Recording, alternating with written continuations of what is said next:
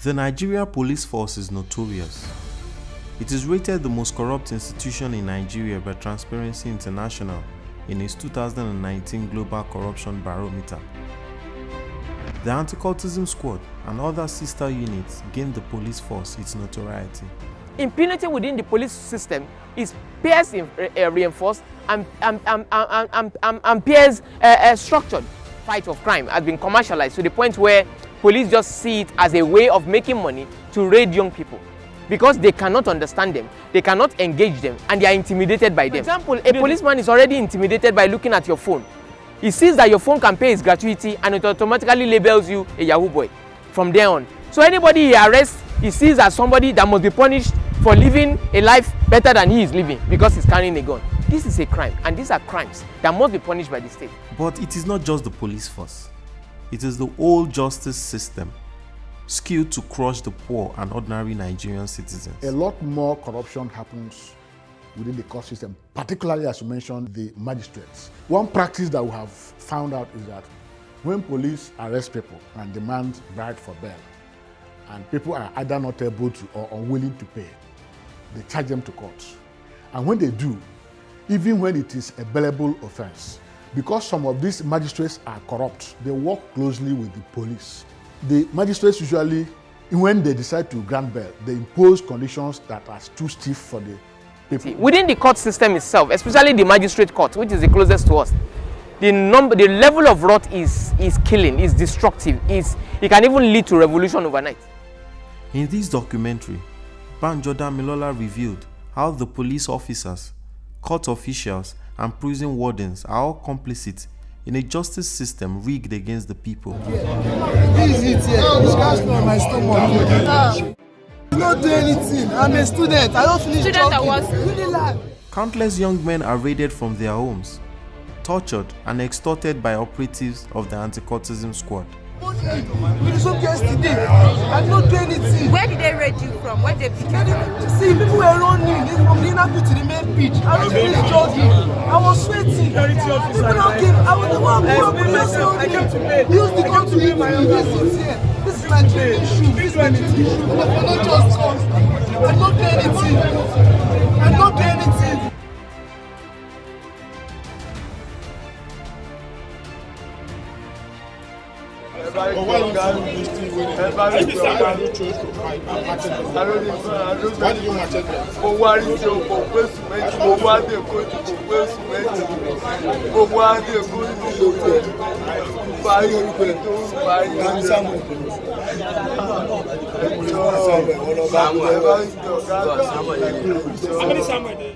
Clashes between rival court groups are prevalent in Lagos State, where this investigation was carried out.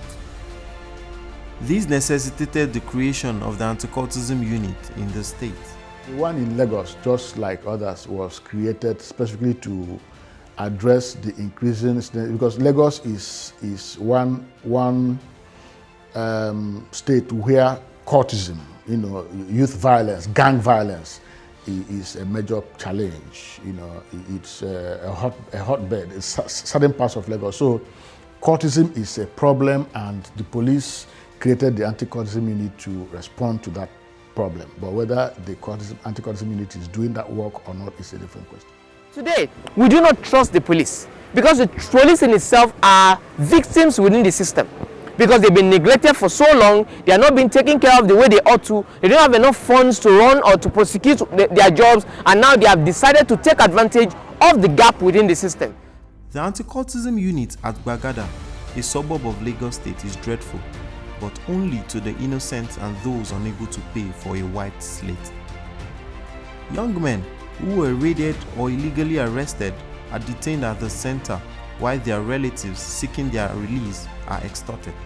They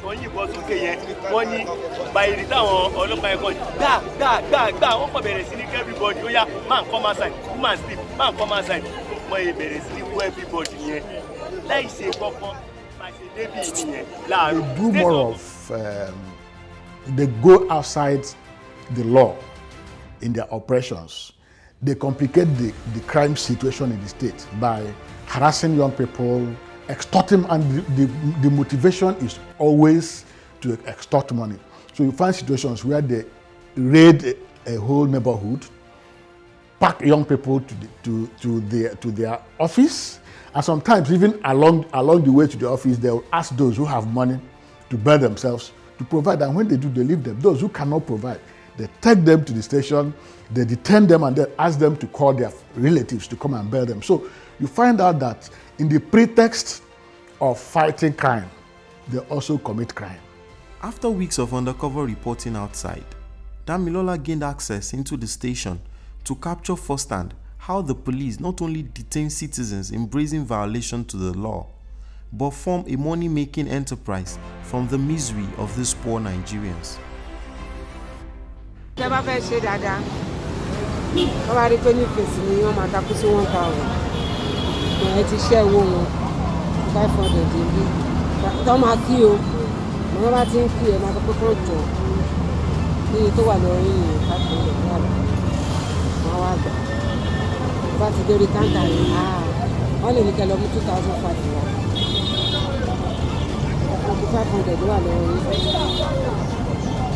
I spent more than 70,000. What can we say? 60,000. Came on, somebody man's came on. So what to put? Can you imagine what $10? My $40,000.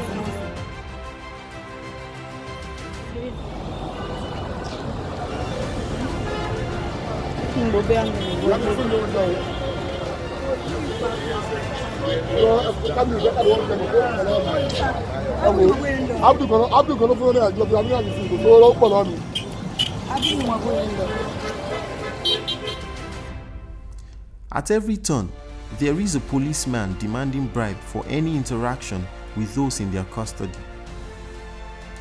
The reception in the main building is not any different. A police officer bills visitors before they are allowed to contact the detainees. You, my one with the look from now, I want to see the Nuru. I want to see Nuru. You see Nuru? Well, 1,000. In fact, don't wait my time, I have people to attend to them.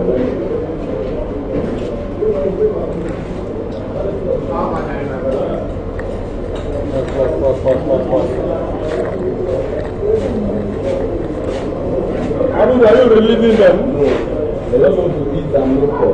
Okay. That's what I'm of the Friday. Okay. Tomorrow. That was it. I want to know the police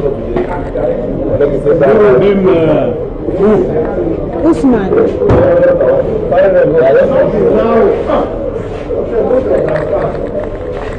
Follow me. Masha, why do you need to come?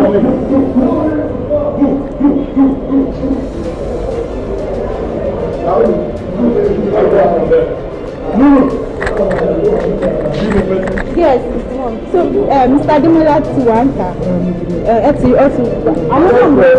Practice of this police unit arresting people and then holding them hostage, because for me it is hostage taking. When you arrest a person and detain the person until the person is able to provide a certain amount of money demanded by the police, that is clearly hostage taking. A senior officer in the unit, Soprojimo, who is popularly referred to as Babalawo, is notorious for extorting huge sums of money from relatives of suspects under him. In July 2019, while Damilola was undercover at the Anti-Cultism Detention Center, Babalawo refused to release Nuruddin Usman on bail except he was paid 200,000 naira. It's a serious matter.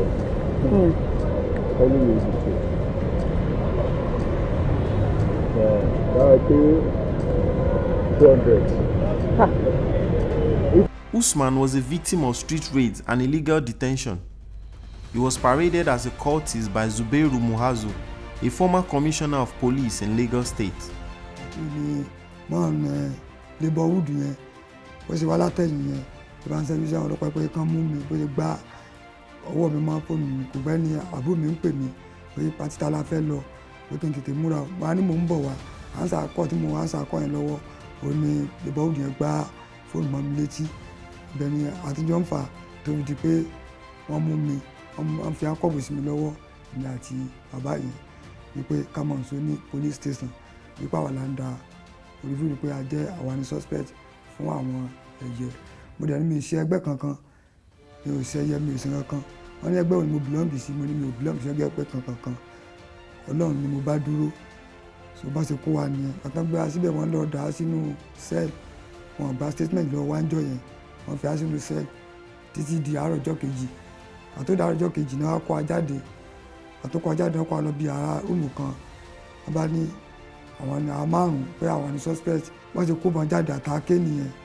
àti sísọ́ọ̀sì wọ́n ní àwọn là ní wípé àwọn là ń lò àdẹ̀ní àwọn ká ń lò wọ́n ní ká jókòó káwọn snap wà mọ́ ní láéláé ní tí n bá ṣe ẹnìkan lè snap mi. When he was paraded, Muazu said Usman and others would face prosecution, but this never happened. Successfully prevented any kind of activity or killing on the 7th of July 2019.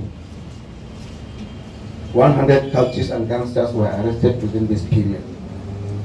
We have charged 70 of them to court and 30 are still under investigation. 55-year-old Usman was held in detention for 9 days until his family paid Babalawo a sum of 70,000 naira.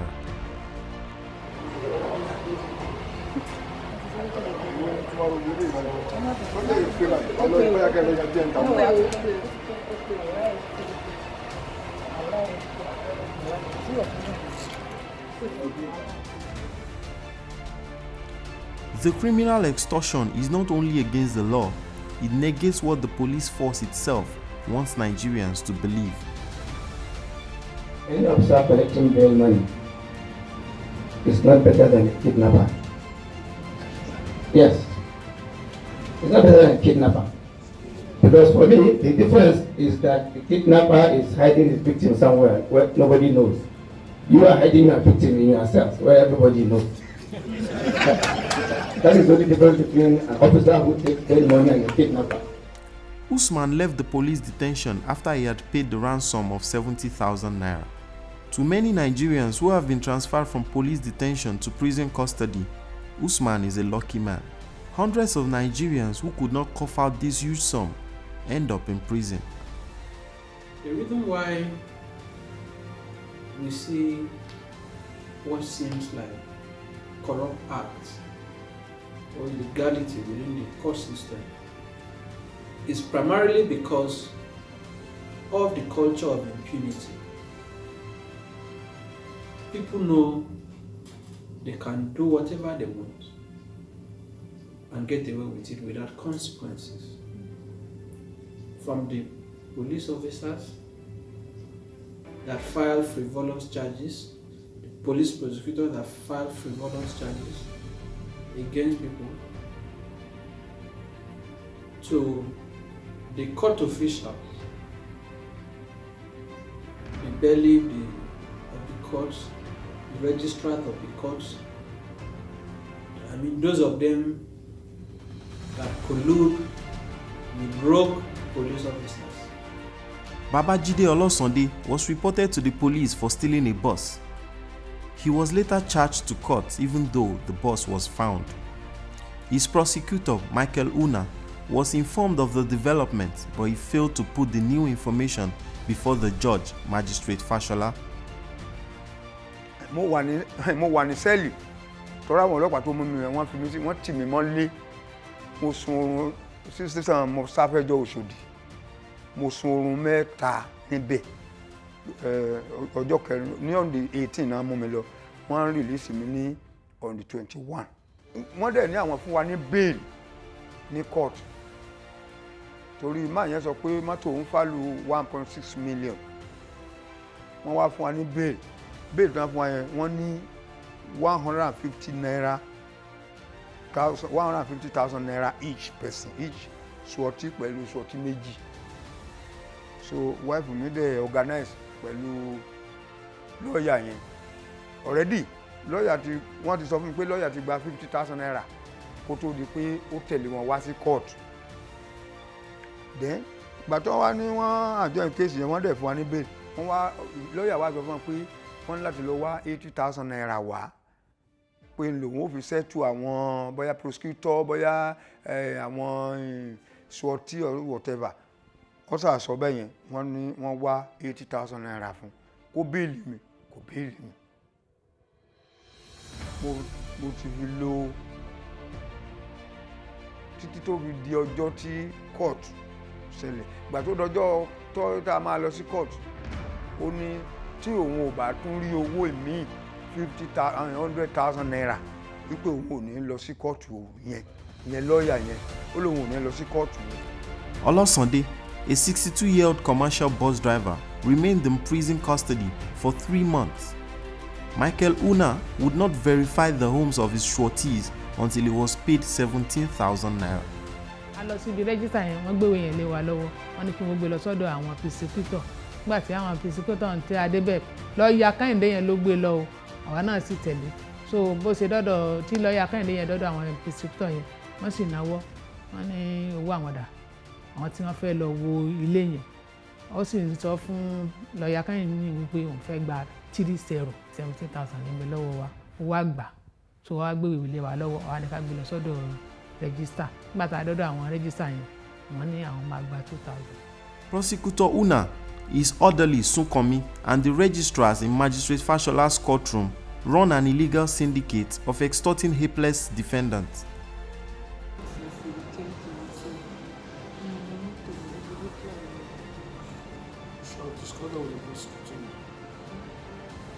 The man that called me to come to court for me should have discussed that with him.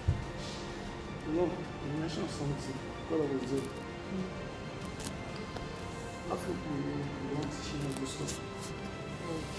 We should understand. In the stations. Okay, prosecutor. Yes. Okay, she can't see the bar prosecutor. Robber, you need about the same kind. Otherwise, it may delay. I'm not delay, John Torino. People 17,000.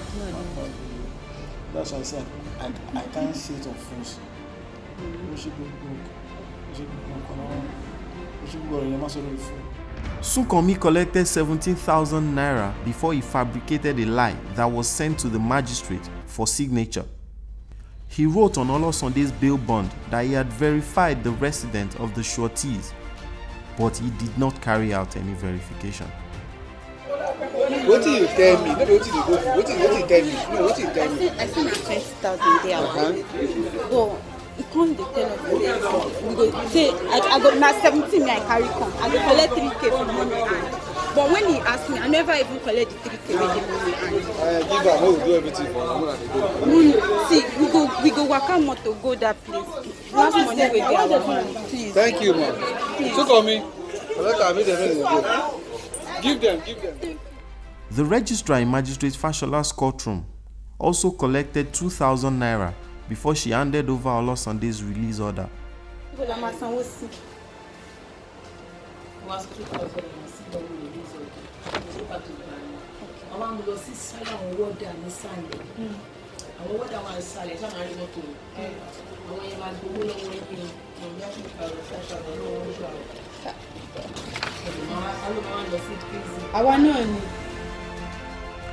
The fear of getting locked up in prison pending a prolonged process of perfecting bail conditions is one of the several reasons many Nigerians succumb to extortion at the police stations. The corrupt policemen know this and milk it to their advantage.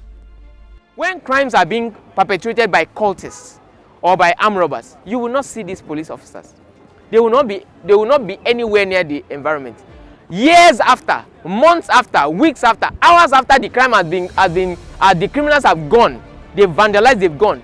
Innocent souls going to buy bread, innocent souls going to buy ewa going will be arrested with the pots in their hands, will be arrested with their slippers and wrapper, will be arrested in their pajamas as suspect for a crime that have been committed. If I commit a crime in an area, why will I be carrying plates in the same area to go and buy beans?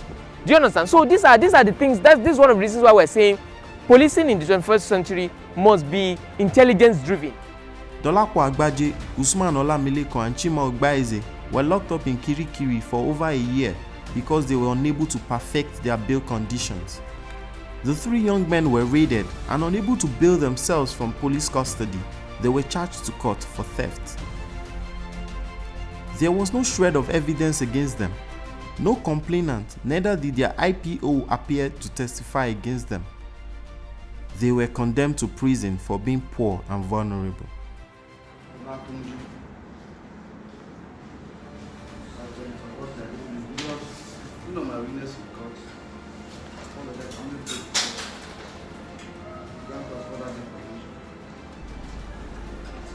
When their case was dismissed for lacking diligent prosecution, the young men were overjoyed.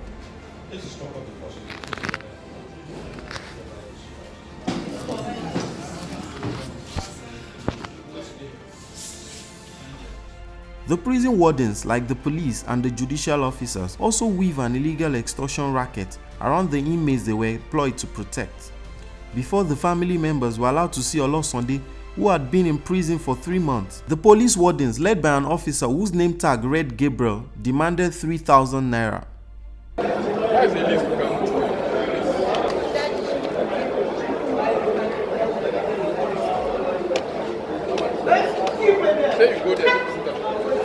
It was almost the close of business when the release order was presented to Warden Gabriel.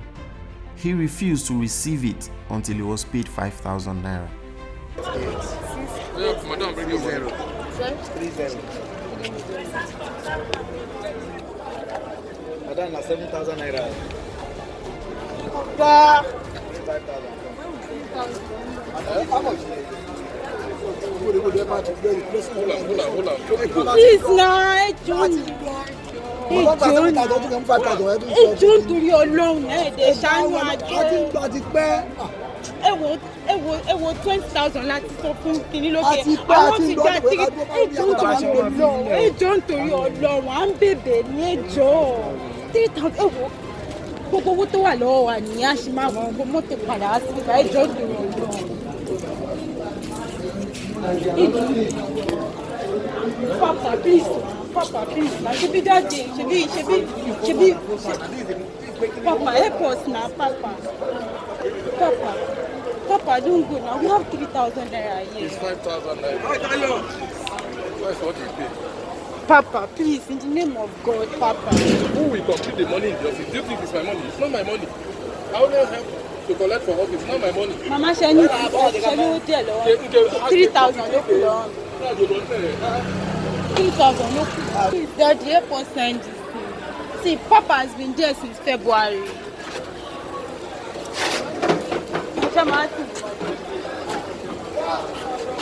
Papa. This money I collect, it's not for me. It's for the office. So if I collect 3,000, who will make it 5,000 naira for the office? For them.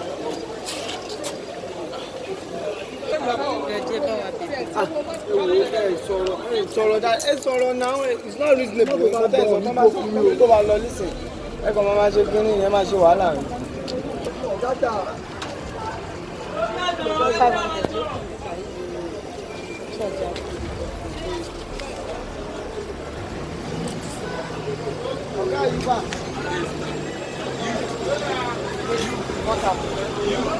Papa, 4-5. Everything we get our hand, we don't share it together. So, Papa, thank you. Yes, sir, you. Hey, don't have money. Huh? Well, don't worry, we'll give you. Don't move yourself now. We are not going to. These corrupt activities have made many Nigerians and advocates call for the reform of the whole justice system, while some others want the full implementation of the Administration of Criminal Justice Act of 2015. So what we are calling for, what we need, is to have the Chief Judge, the Chief Magistrates, championing a regime of transparency and accountability.